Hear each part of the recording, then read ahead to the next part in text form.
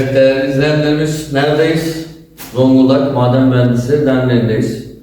Burada eski bir ocaklığımız var. Bu ocaklığı söküp yerine U şeklinde yapacağız. Yanına da inşallah kütüphanesini yapacağız. Şimdi bu eski ocaklık köylerde bulunan ocaklıklardan biri.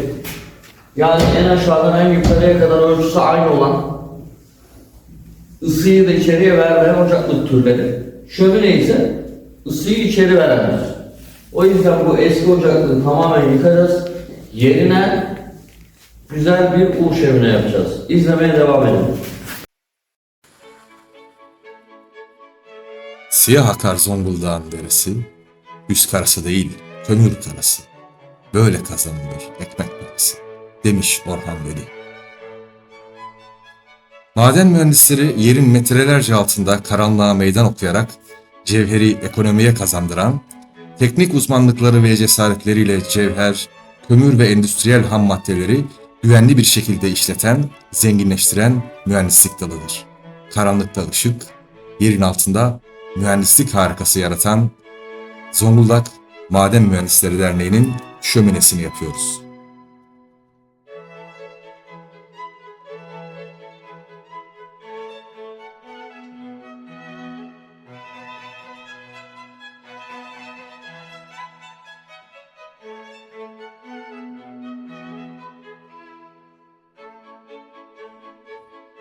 Evinizin teknik adamı ekibi mevcuttaki ocaklığı yıkmaya başladı. Hummalı bir çalışma devam ediyor.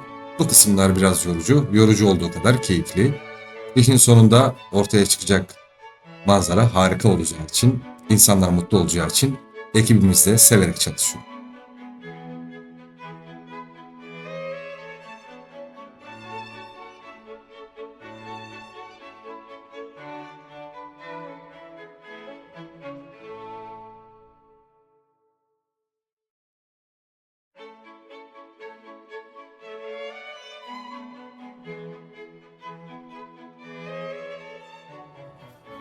Çoğumuzun hayali değil midir?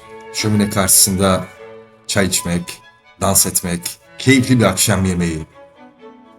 Evet, birçoğumuzun rüyalarını süsleyen şömine rüyasını şimdi evinizin teknik adamı ekibi gerçekleştiriyor.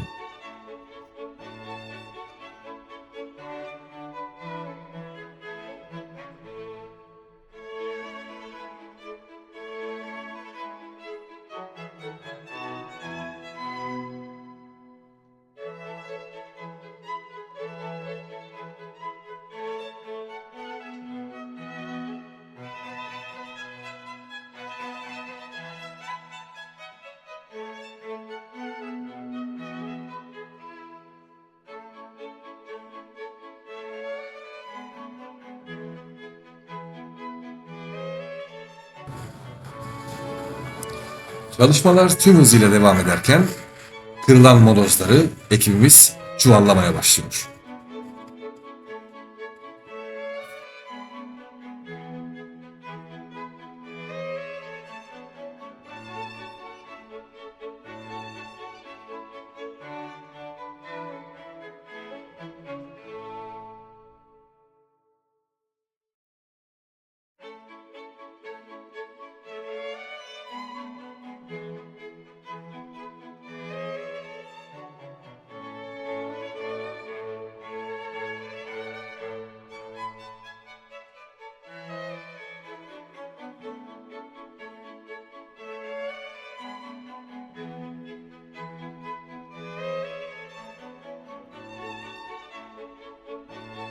Evinizin teknik adamı 25 yıllık tecrübesiyle ustalarımıza işin ince ve püf noktalarıyla alakalı detaylı bilgi veriyor. Ve 25 yıllık tecrübeyi, deneyimi, birikimi her sahada, her inşaatımızda hemen hemen bizlere sunuyor.